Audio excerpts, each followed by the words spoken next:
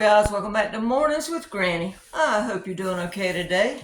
Hope you had a good weekend. We got, sounds like a thundercloud coming up, so hopefully the lights won't go out on me. You know, I made some freezer meals the other day, and I made some more yesterday. I made two more pasta meals with turkey meatballs and two more with Italian sausage, peppers, and onion. No, not peppers, mushrooms and onions. So I'm gonna make some mac and cheese today.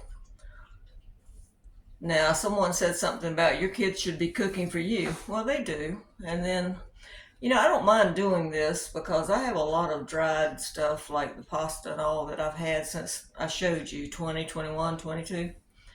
And I don't mind because I can use it up.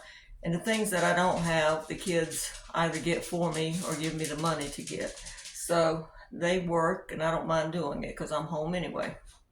Except for this coming week, I got a dog sit. So there'll be fewer videos while I'm thinking about it. But the usual way I make stovetop mac and cheese is you make a roux. A roux is a fat like butter and flour, equal amounts. So if you're going to use an 8-ounce box of macaroni, this one's a 16-ounce, but let's say you're going to use the 8-ounce box. Then the way you make that one is you cook your 8 ounces of macaroni first. Then you take a pot and you put 4 tablespoons of butter in it. You melt it. Then you mix in 4 tablespoons of flour. And you let that cook for a minute or two till it's kind of a very, very light brown. You want to cook that flour taste out. Then you add 2 cups of warm milk. You can warm it in the microwave or maybe set it out an hour before you get ready. You pour the milk in. Then you pour in 2 cups of shredded cheese, whatever kind you want. You put that in. And you salt and pepper, onion powder, garlic powder, whatever you want in it. You can add broccoli and everything else to it, doesn't matter. But the point is you put the cheese in, you let it melt, then check your seasonings. And like I said, if you want to add bacon to it, broccoli to it, ham to it, it's your macaroni and cheese, do what you want. That's the usual way of making it. So the other day, I like, Test Kitchen and Cook's Country. So I looked up their mac and cheese, and the way they do it is a little bit different. Now, they, instead of cooking the pasta separate, they cook it in what you do, one pot. So we're going to do it their way today. So let me get you down here where you can see, and I'll tell you as we go what we're doing, and I'll also connect the video in the description box. Okay, what they said do for 8 ounces of pasta is take 1 1/2 cups of water and 1 cup of milk. This is 1 1/2 cups of water and 1 cup of whole milk. You can use whatever kind of milk you got. And what we're going to do is bring that up to a boil. And I'm going to go ahead and add some salt and pepper. You can adjust it at the end. Now you can use white pepper if you don't want to see the black specks. To me it doesn't matter, pepper's pepper. I'm going to add a little bit of garlic powder. Some people add dry mustard or yellow mustard because they say it increases the cheese taste. I don't like mustard, so I don't add it. This is the onion powder. Just a little bit. Like I said, it's better to adjust it at the end than add too much. And then we're going to add, once this comes to a boil, we're going to add 2 cups of dry pasta, which should be 8 ounces. I was going to weigh it out for you, but my scale's battery is dead because I haven't used it in a long time. So once this comes to a boil, we're going to add the dry pasta. There's no sense in you watching that pot. Let me just move you back up. I used to love mac and cheese, and I would eat it. You put it before me every day, and I would eat it. But I liked the Kraft in the blue box, and I liked the Velveeta. And even sometimes when I make it on the stovetop, I'll put the Velveeta in it, and the kids tell me it tastes exactly like the box instead of putting this kind of cheese in it. they don't like that kind. So every once, about every third time or so, that's what I make because I like that kind. But yeah, we just we ate it so much when we were younger. I just got tired of it because it was used to be a cheap meal. I think it's like $5 a box now, but it used to be a cheap meal. So anyway, we're gonna make this one, and I've got these pans here to put it in, and I've already wrote the directions to thaw, and I'm gonna give them some extra cheese to put on top.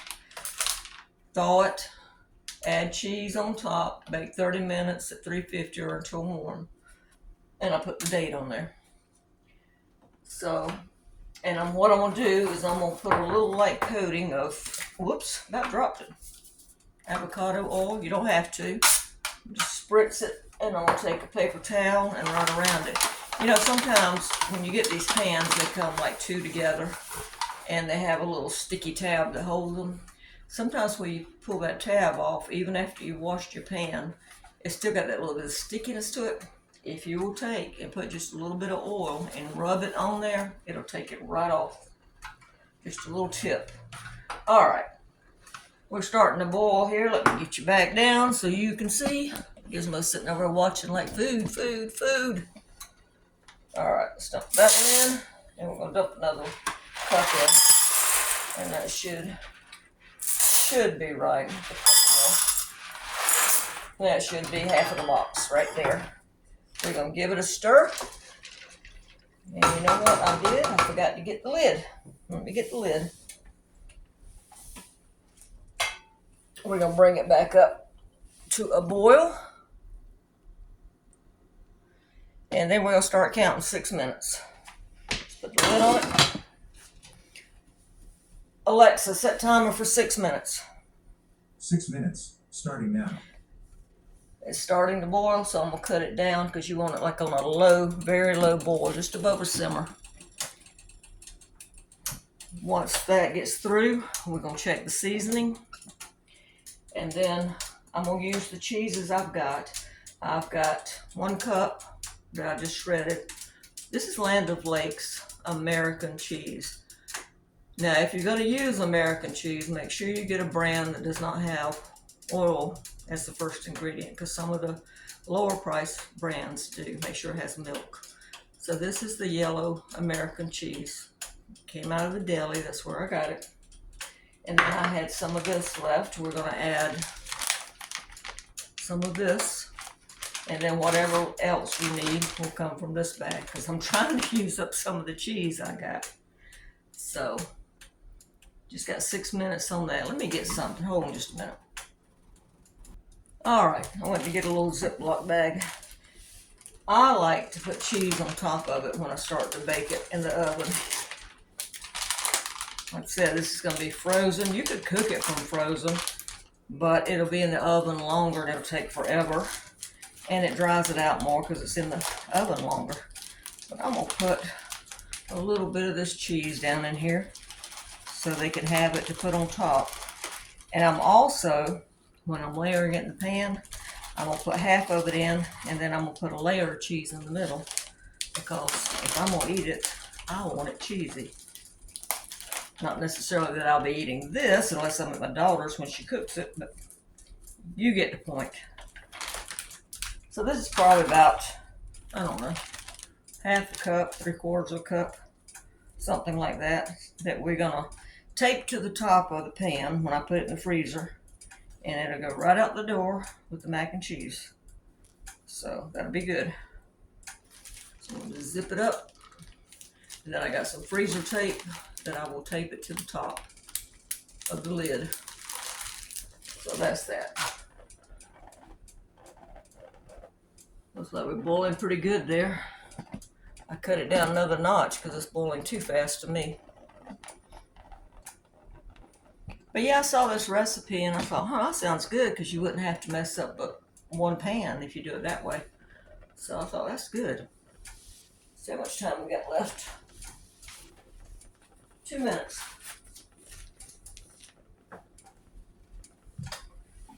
2 minutes and it should be ready. And I've got it all the way on low on my stove. So then we're going to just stir this cheese in. It says once it's done, the 6 minutes, of course, check it. I want it just a little bit below al dente because they're going to cook it in the oven again. And we're going to check the seasoning and stir the cheese in. And just sit the lid on it and wait a couple of minutes for the cheese to melt. And that's it. It should be done. So we're hoping it works anyway. It is so humid today. I've got my air conditioner on, but sitting in here at this kitchen is just, I don't know. Even the dog's hot. I mean, he's been laying flat. You know how they get on the tile floor instead of the carpet when they're hot? But the air conditioner's running. It's just that sticky feel outside. Now, since I'm going to be dog sitting, I probably won't get too many videos out over the next 5 or 6 days. And then maybe we can get back to doing them again before I start camping. And a lot of you said yes to the stickers. I've got to go check on them, but I won't check on them till I get through dog sitting. Gizmo and I, we'll go Wednesday, and we always eat at Chick-fil-A when I get a dog sitting job, because I love Chick-fil-A grilled nuggets, and so does he. So we'll probably stop at Chick-fil-A, and that'll be our treat. And the kids always ask me, or my aunt or somebody will ask me, so what do I get you? I said, if you want to get me anything, I said, give me a Chick-fil-A card or Amazon card or Food Line card, because that's stuff I can use. But yeah, that's our treat, is we get to eat at Chick-fil-A whenever I have a dog sitting job. So let's see. Alexa, stop. That should be it. Let's start and see how it looks. It's still a little bit soupy. Let me get a spoon so I can taste it. Alexa, stop. Let's see what it tastes like. Let's see.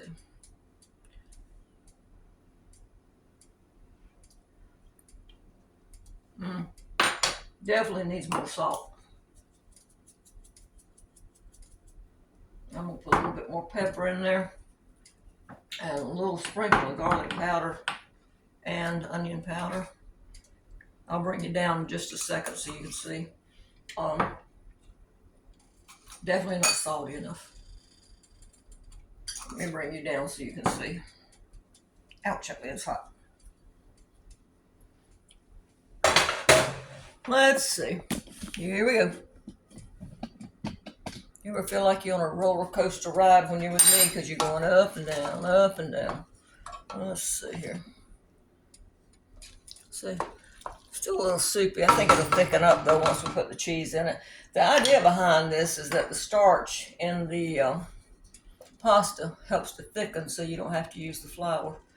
And please don't double dip unless it's just your family eating. Let's see.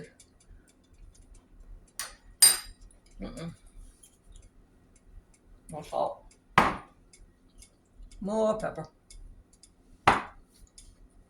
Alright. Got 1 cup of American cheese. It's going in here. If I'd had Velveeta, I think I would have put it in there.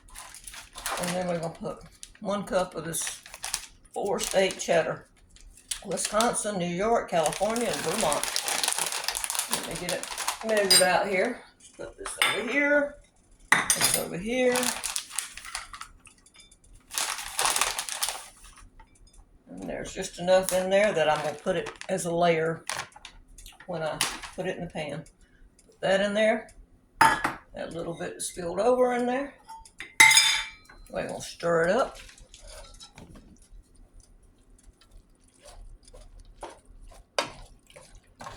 And once this cheese melts, we're going to taste it again.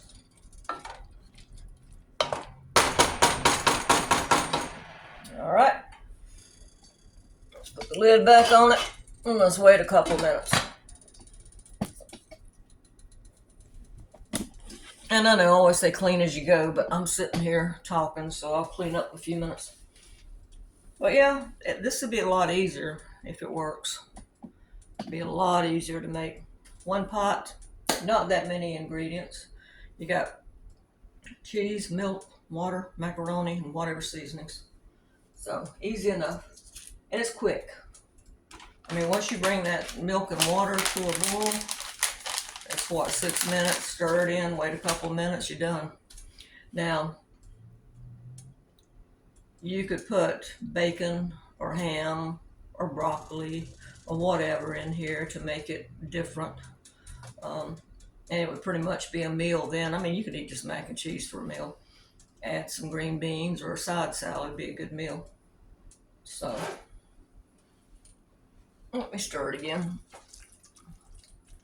It's nice and cheesy, that's for sure. I'm gonna move it off the heat here. Let me get rid of this lid. I'm gonna move it off the heat. Doesn't that look good? Let's see how it tastes now. Like I said, don't double dip. Put some on my spoon.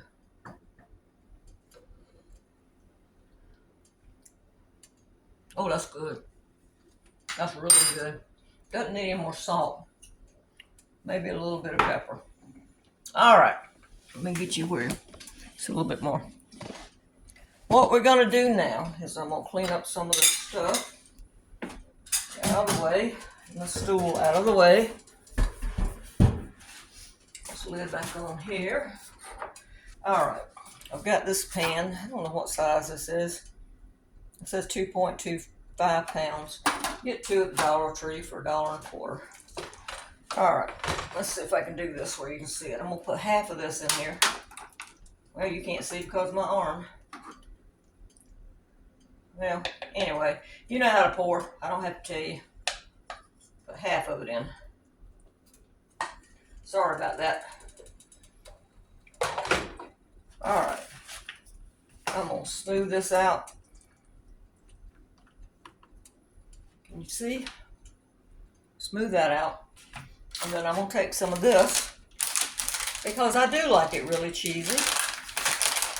And I'm assuming the kids will too. And I'm just gonna sprinkle, I don't know, maybe a quarter cup.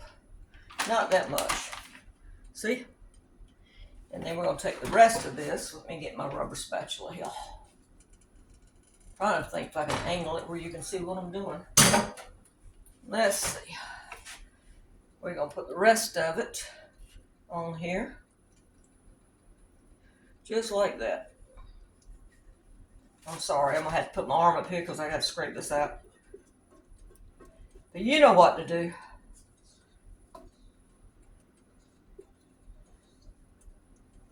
I tell you what, that adding that American cheese in there, to me, makes it taste better. It gives it, it's supposed to somehow have something to do with the way, oh, I don't know, I can't remember. Anyway, y'all can look at the video from Test Kitchens or what is the other name of that place? Oh my gosh, Cook's Country. Y'all can look at it and see. Okay, we got a pretty pan of mac and cheese. Ain't that pretty? That's gonna be some good eating. And when you put it in the oven, like I said, you can put extra cheese on it if you want to. If you don't want to, don't put it on there. If you do, then add it. You can add the extra cheese, and you could also add breadcrumbs on top if you want to. My grandson likes breadcrumbs. I don't.